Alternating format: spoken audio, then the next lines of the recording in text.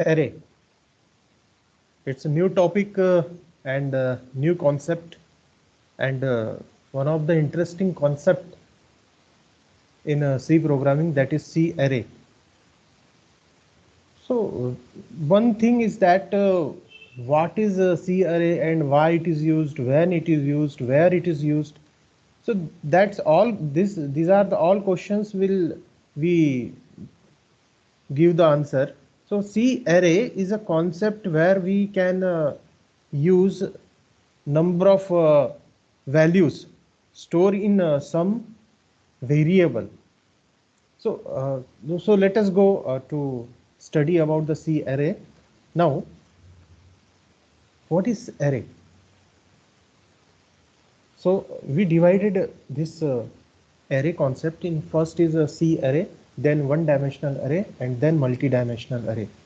So these three concept, जैसा कि मैं इसमें ये चाहूँगा कि आप सबसे पहले सी एरे के बारे में समझें, फिर उसके बाद फिर अपन वन डायमेंशनल एरे की बात करेंगे और फिर उसके बाद मल्टी डायमेंशनल एरे की बात करेंगे.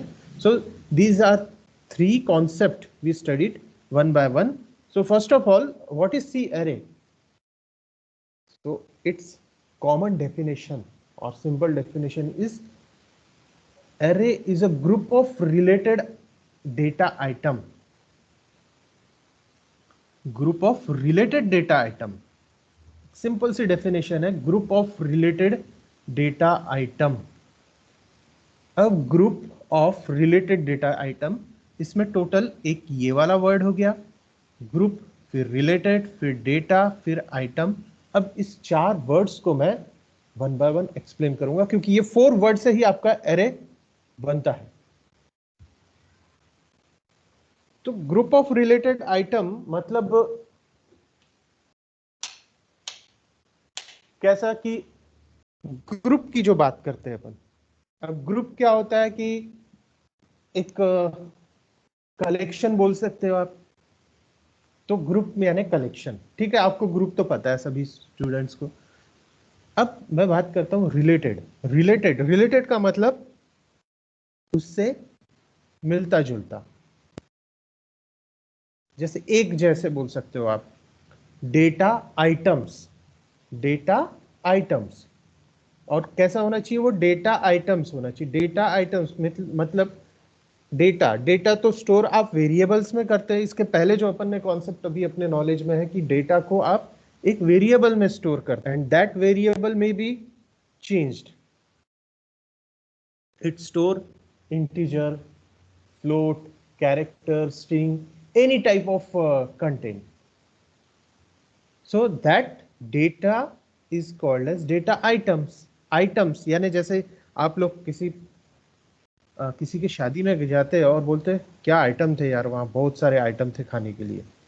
तो आइटम्स थे आप बोलते हैं, मतलब क्या है कि आप खाने की चीजें जो है वो बहुत सारी है, एक ही डिश नहीं है. 1 2 3 4 ऐसे टेबल पे बहुत सारी डिश लगी हुई है.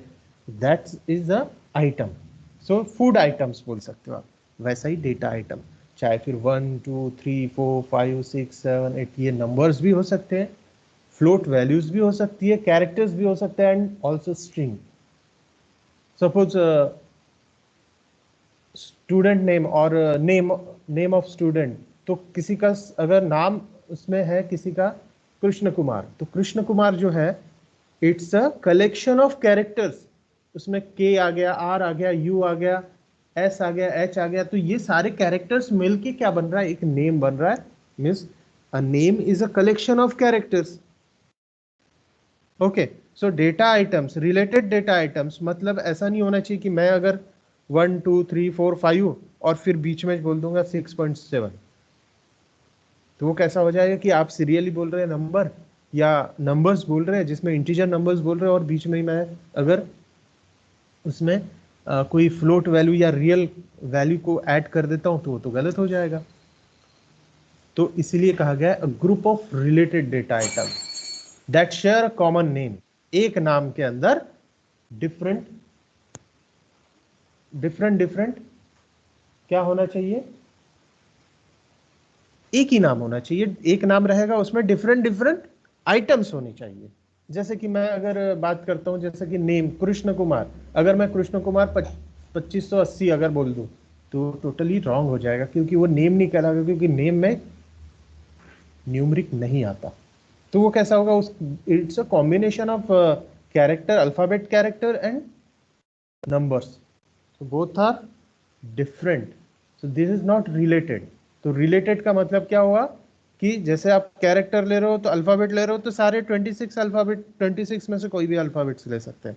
अगर आप नंबर डेटा आइटम्स रख रहे हैं तो नंबर्स में कितने आते हैं, 1 से लेके 9 तक, तो उनका कॉम्बिनेशन आप रख सकते हैं। इट मीन्स इसे कहा जाता है related. So array is a group of related data item that share a common name। एक नेम रहेगा, नंबर ऑफ, जैसे कि मैंने अगर बोला स्टूडेंट नेम, तो स्टूडेंट नेम में एनिमल का नेम नहीं आ सकता, वो डिफरेंट हो जाएगा। तो स्टूडेंट नेम सारे नेम जो रहेंगे वो कैसे रहेंगे, रिलेटेड रहेंगे। रिलेटेड किससे रहेंगे, स्टूडेंट से रहेंगे। सो दिस इज द डेफिनेशन। आप इस डेफिनेशन को थोड़ा सा चेंज भी कर सकते हैं। अरे is a group of homogeneous data item. मैं रिलेटेड की जगह होमोजीनियस ये वर्ड्स भी यूज कर सकता हूँ। होमोजीनियस और हिट्रोजीनियस दो चीजें होती है। हिट्रोजीनियस का मतलब होता है डिफरेंट डिफरेंट, होमोजीनियस का मतलब होमो मीन्स सेम, एक जैसा। So next concept is array is an identifier। Again, array is an identifier to store a set of data with common name। array क्या है, एक आइडेंटिफायर है जिसमें सेट ऑफ डेटा को स्टोर किया जाता है एक कॉमन नेम से। एक नाम रहेगा, ठीक है, वो नाम आइडेंटिफायर के रूल से फॉलो होगा, and it store set of data, बहुत सारे डेटा उसमें स्टोर किए रहेंगे। This is the array name. तो एरे नेम, जैसे कि मैंने अगर सपोज स्टूडेंट ये नाम रख दिया, तो स्टूडेंट में स्टूडेंट ये आइडेंटिफायर हो जाएगा, एक कॉमन नेम हो गया, और उसमें number of set of data, बहुत सारे स्टूडेंट्स के, जैसे कि आपके क्लास में अगर 90 स्टूडेंट है तो 90 स्टूडेंट ऐड हो गए इसमें। सो इन वेरिएबल जनरली क्या होता है कि अपन वेरिएबल यूज करते हैं, जैसे कि a ले लिए equals to 5, b equals to 10, ऐसा ले लिए और उसमें वैल्यू स्टोर कर देते हैं। तो नॉर्मल जो वेरिएबल यूज करते हैं वो it store only a single data. अब मुझे एक क्लास के स्टूडेंट्स के सारे नाम स्टोर करना है, तो उसके लिए मुझे कितने वेरिएबल्स लगेंगे, जैसे आपके अगर क्लास में लो, अगर आपके क्लास में 100 स्टूडेंट है तो 100 वेरिएबल्स यूज करना पड़ेगा, because each and every variable store only single data. एक ही डेटा वो स्टोर कर रहा है, एक वेरिएबल एक नाम स्टोर करेगा। लेकिन अगर मुझे पूरे 100 के 100 स्टोर करना है एक ही वेरिएबल में, then you have to use array, because array is a group of related data item that share a common name। so array may be one dimensional or multi-dimensional। उसके टाइप्स हो सकते हैं, 1 dimension हो सकता है, 2 dimension हो सकता है, 3 डायमेंशन हो सकता है, 4 डायमेंशन हो सकता है। आपने मैथमेटिक्स में मैट्रिसेस पढ़ा होगा, तो मैट्रिसेस में आपने 12th वगैरह में जो आप तो कॉन्सेप्ट है उसमें मैट्रिसेस का, उसमें आप 2x3 matrices, 4x3 matrices, 6x6 matrices, आप 3x3, 3x4, ऐसे आप नंबर ऑफ डायमेंशंस के मैट्रिसेस यूज कर सकते हैं। सेम वही कॉन्सेप्ट यहाँ पे यूज हुआ है। एरे में भी 1 डायमेंशनल और मल्टी डायमेंशनल, क्योंकि यहाँ पे एरे का कॉन्सेप्ट, एरे को आप मैट्रिसेस भी बोल सकते हैं। मैट्रिसेस जो यूज किया है अपने मैथमेटिक्स में वही एरे कहलाता है, but it's way of representation in computer is different and way of representation in mathematics are different, but both are same। so in C language, array is referred as structured data type। array को structured data type कहा गया। क्यों structured data type कहा गया, क्योंकि it follows some rule that is group of related data item, it have common name and it store same type of data items, homogeneous data item, that's why it is structured data type। structured है, एक fix structure है उसका, जैसे कि array में 10 student के नाम है तो 10 रहेंगे, और वो नेम रहेगा तो सिर्फ नेम ही रहेगा। so again another definition is a finite ordered collection of homogeneous data. एक finite ordered collection of homogeneous data, उसे भी आप क्या बोलोगे?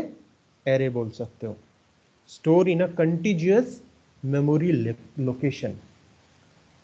फिर से मैं इस डेफिनेशन को, ये थोड़ी सी डेफिनेशन डीप है. पहली जो डेफिनेशन थी, a group of related data item that share a common name, एक सिंपल डेफिनेशन होगी. अब थोड़ा सा टेक्निकलिटी डेफिनेशन अगर मैं बोलूँ तो array is defined as finite ordered collection of data. क्या है ये? Finite ordered collection of homogeneous data. आ गया ये वर्ड होमोजीनियस. फाइनाइट क्या होता है, ऑर्डर्ड क्या होता है, होमोजीनियस क्या होता है, ये अपन नीचे देखते हैं अभी. Store in a continuous memory location, एक के बाद एक को स्टोर करते जाता है. जैसे कि मेमोरी आपके पास है 1 2 3, तो फर्स्ट लोकेशन पे, फिर second location, third location, means 1 by 1. ऐसा नहीं कि बीच में कहीं भी स्टोर कर दिया उसने, क्योंकि एरे में जो डेटा स्टोर होता है वो इंडेक्सिंग के थ्रू होता है. 1 2 3 4 5 6 7 8 9 10 इस टाइप से. तो अपन ने देखे कि group of related data item है जो एक कॉमन नेम रहेगा. ठीक है. दूसरा अपन ने ये देखे कि आइडेंटिफायर है जो सेट ऑफ डेटा को स्टोर करता है, या related data set, group of related data items को. Generally variable single data store करता है, लेकिन एरे मल्टीपल डेटा स्टोर करता है. That's why it is called as array. So array is defined as finite order collection of homogeneous data, and that's why it is also called as structured data type. क्या होगा ये? structured data type भी कहलाता है. क्यों? क्योंकि homogeneous data है. homogeneous data है. homogeneous का मतलब होता है data must be similar data type. जैसे इंटीजर आप ले रहे हैं तो इंटीजर ही रहेगा. अगर आप फ्लोट ले रहे हैं तो then it's a float. If you taken as character, then it's all data must be character. So that's why this is the homogeneous. Homogeneous means same type. Now what is ordered collection? What is ordered? Ordered collection means data must be stored in contiguous memory addresses. जैसे memory कैसी होती है आपकी, जैसे RAM बोलो, रोम बोलो, इसमें memory कैसी स्टोर होती है? 1 बाय 1 स्टोर होती है. तो अगर आप कोई डेटा स्टोर कर रहे हैं तो वो कैसा होगा? 1 बाय 1 स्टोर होगा. And that's 1 by 1 order is called as ordered. And what is finite? Finite means 5 10 20 means जो डेटा आप रेंज दोगे वो कैसी होगी? फिक्स होगी. ऐसा नहीं कि कितना ही दे दिया आपने, ऐसा कोई ये नहीं रहेगा. अब एक उसका एक लिमिट रहेगा. So finite means data range must be defined. Must be defined. Data range कैसी होगी? डिफाइंड होगी कि आप इस एरे में 100 आइटम्स स्टोर कर सकते हैं, 50 स्टूडेंट्स के नाम स्टोर कर सकते हैं. ये फिक्स रहेगा. ऐसा नहीं कि आपने 50 60 कितना भी अपने अपने हिसाब से आप स्टोर कर रहे हैं, ऐसा नहीं होगा. It must be unique means finite. So deeply definition of array is finite ordered collection of homogeneous data stored in a contiguous memory location. This is the definition of array. Again I repeat, finite ordered collection of homogeneous data. एक finite collection है, ordered. finite यानी जैसे कि अगर अपन finite में लेते हैं 50, तो 50 ही आइटम्स उसमें रहेंगे स्टोर. और वो कैसे रहेंगे 50 आइटम? 1 बाय 1, 1 2 3 4 5 6. और वो सारे आइटम एक ही कास्ट करेंगे. जैसे कि अगर मैं अपने लोकल इसमें बात करूं तो कास्ट जो होती है, जैसे मैं अगर बोला कि कैटेगरी ओबीसी वाले, तो सिर्फ ओबीसी कैटेगरी आएगी, उसमें एससी एसटी एनटी वीजे ये नहीं आएगी. अगर मैं एसटी बोला तो एसटी वाले जाएंगे. तो ये कहलाता है होमोजीनियस डेटा. तो इसे कहा जाता है finite order collection of homogeneous data stored in a continuous. Continuous का मतलब होता है एक के बाद एक memory locations. Now we give some examples about array. तो एरे का यूज कहाँ पे होगा? To store list of employ, student name, student के नाम के लिए, एम्प्लॉय के नाम के लिए आप एरे का यूज कर सकते हैं। मार्क, स्टूडेंट के मार्क्स स्टोर करने के लिए आप यूज कर सकते हैं, क्योंकि एक स्टूडेंट के नंबर ऑफ मार्क्स, बहुत सारे सब्जेक्ट्स के अलग अलग मार्क्स होते हैं, तो आप अलग अलग स्टोर ना करते एक ही वेरिएबल में स्टोर कर दो तो ज्यादा बेटर होगा। To store list of numbers, characters, so in that situation, in that area we can use the array. array का यूज ऐसे जहां पे नंबर ऑफ लिस्टिंग है, नंबर ऑफ कंटेंट है, नंबर ऑफ डेटा है, आइटम्स है, वहां पे उसका यूज किया जाता है एरे का। तो आप ये बोल सकते हैं स्टूडेंट का नाम, मार्क्स, स्टूडेंट के नंबर्स को स्टोर करना है, कैरेक्टर्स को स्टोर करना है, जैसे कि नेम हो गया, नेम तो कैरेक्टर, कलेक्शन ऑफ कैरेक्टर ही कहलाता है। तो ऐसे अलग अलग जगह पे आप एरे का यूज कर सकते हैं। अब जनरली कैसा होता है कि अगर अपन मैं टर्मिनोलॉजी की बात करता हूँ एरे की, तो एरे को जो अपना जनरली जो मैथमेटिकल टर्म में जो है, या फिजिक्स के अगर पॉइंट ऑफ व्यू से अगर मैं बोलूँ, तो जैसे कि यहाँ डायमेंशन, अगर डायमेंशन 1 है,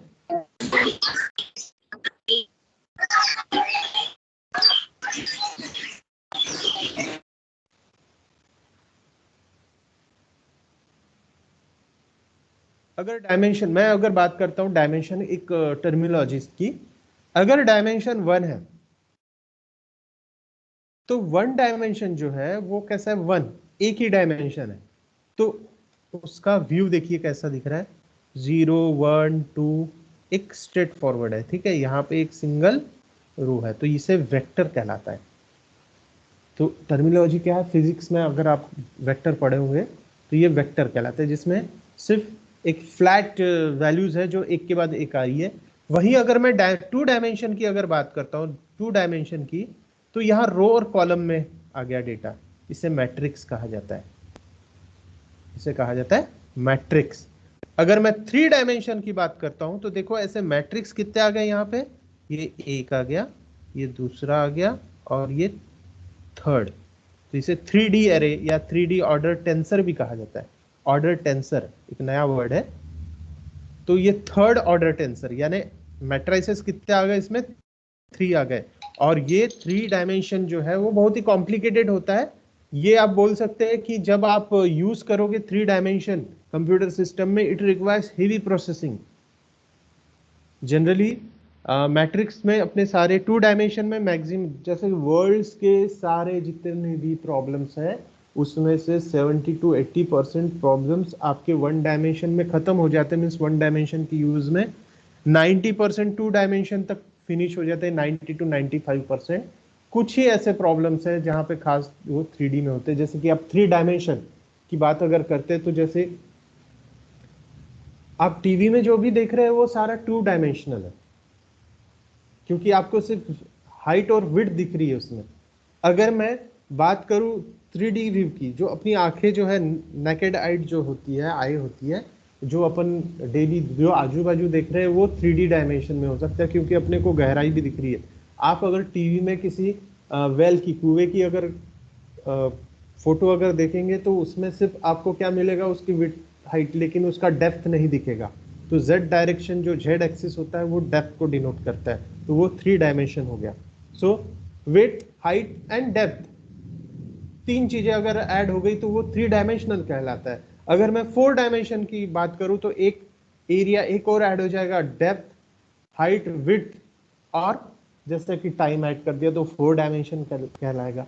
अगर मैं 5 डायमेंशन की बात करता हूं तो 5 डायमेंशन में जैसे कि मैं अभी 4 पैरामीटर्स ऐड किया, उसमें अगर स्पेस अगर ऐड कर दिया तो वो 5th पैरामीटर, तो 5 डायमेंशन हो गया। So number of parameter if we increase then dimension will also increase, or order of tensor is increased. An n dimensional array, n dimensional array का मतलब बहुत ही कॉम्प्लिकेटेड बोल सकते हो, क्योंकि इसमें 2 भी हो सकता है, 3 भी हो सकता है, 4 भी हो सकता है, 5 भी हो सकता है, कितने भी हो सकते हैं, तो उसे ND array कहा जाता है। बट 2 डायमेंशनल तक ही सिंपलर फॉर्म में 2 डायमेंशनल तक है। अगर आप थर्ड से जाते हैं तो बहुत ज़्यादा कॉम्प्लिकेटेड प्रोग्रामिंग होने लगती है। So why need array in C programming? अभी तो अपन ने इसके पहले देखे कि एरे क्या होता है, क्या कैसे उसका आप यूज कर सकते हैं, क्या बोला जाता है और क्या हो। So why we need array in C programming? बहुत बड़ा क्वेश्चन है कि सी प्रोग्रामिंग का जो कॉन्सेप्ट है उसमें एरे का यूज क्या है, नीड क्या है। तो एक एग्जांपल लेते हैं, ब्रॉड एग्जांपल लेते हैं कि सी में अपन एरे क्यों यूज कर रहे हैं। उसका एक एग्जांपल है, consider a scenario where you need to print out 100 times of your classmate name. आपके क्लासमेट का 100 टाइम्स, यानी 100 स्टूडेंट है आपके क्लासमेट के, 100 स्टूडेंट के नाम है, उसे सीरियल नंबर के साथ आपको प्रिंट करना है। सिनेरियो क्या है, एक सिचुएशन कैसी है कि आप किसी क्लास में पढ़ रहे हैं और उस क्लास में टोटल 100 स्टूडेंट्स हैं। अब वो 100 स्टूडेंट्स जो है उनके नाम आपको लिखना है विथ सीरियल नंबर, जैसे कि 1, फिर 2, फिर 3, फिर 4, फिर 5, जैसे कि यहाँ पे एग्जाम्पल, जैसे कि रामू, शामू, पिंकी, रिंकी, पिंकी, चिंकी, पिंकी, डिंकी, ये ऐसे बहुत सारे नाम हैं। तो इनमें आपको विथ सीरियल नंबर उसको प्रिंट करना है।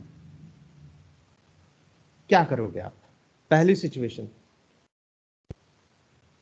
ऐसी आई है आपके पास कि आपको 100 स्टूडेंट्स के नाम विथ सीरियल नंबर प्रिंट करना है, और अब आपके पास सिर्फ दो ही रास्ते होंगे।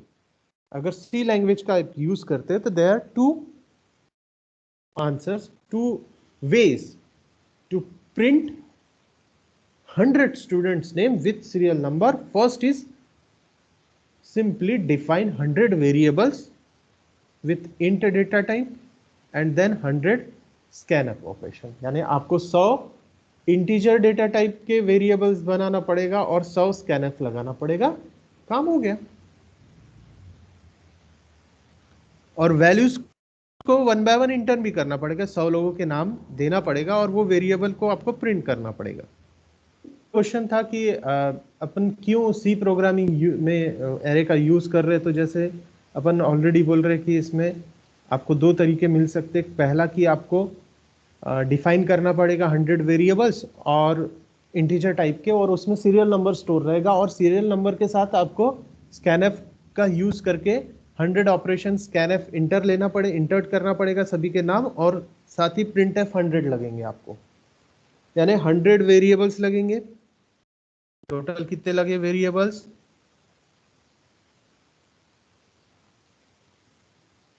टोटल लग गए 100। तो 100, जैसे कि ये 100 क्या लग गए आपके वेरिएबल, प्लस 100 कितने लग गए आपके स्कैनएफ, और 100 आपके लग जाएंगे प्रिंट करने के लिए। तो ऐसे आपके कितने लग जाएंगे? टोटल 300 स्टेटमेंट्स का यूज करके आप अपने 100 क्लासमेट्स के नाम प्रिंट कर सकते हैं। दूसरा तरीका, एक सिंगल इंटीजर एरे आप यूज कीजिए, सारे वैल्यूज को स्टोर कीजिए। ठीक है, आपको एक इंटीजर एरे लेना है और एक स्ट्रिंग एरे लेना है, और एक लूप लगा लो और सारे के सारे प्रिंट हो जाएंगे। मीन्स कितना हो गया इसमें? एक एरे लगेगा आपको काय के लिए, सीरियल नंबर के लिए, एक एरे लगेगा नेम के लिए, और एक लूप लगेगा, लूप में एक प्रिंट एफ डालना पड़ेगा। बस, तो ऐसे 4 स्टेटमेंट में कितने, 4 स्टेटमेंट में आपका 100 स्टूडेंट्स के नेम प्रिंट हो जाएंगे। वहीं पे इसमें कितने लग रहे हैं? 300 स्टेटमेंट का यूज करना पड़ रहा है।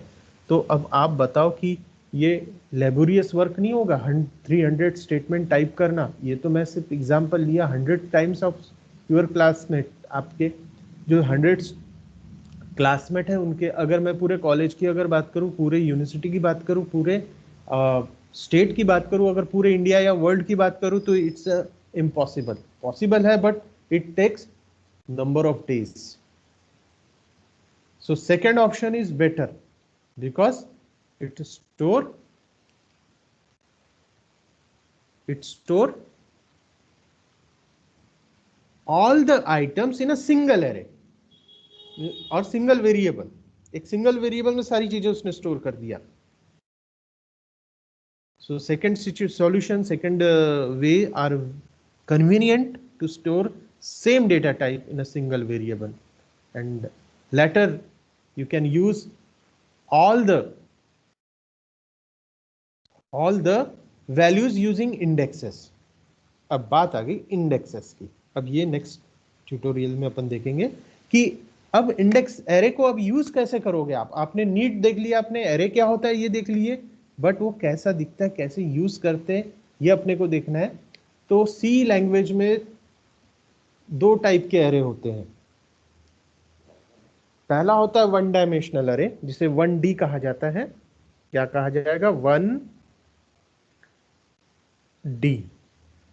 दूसरा होता है मल्टी डायमेंशनल एरे, जिसे ND कहा जाता है.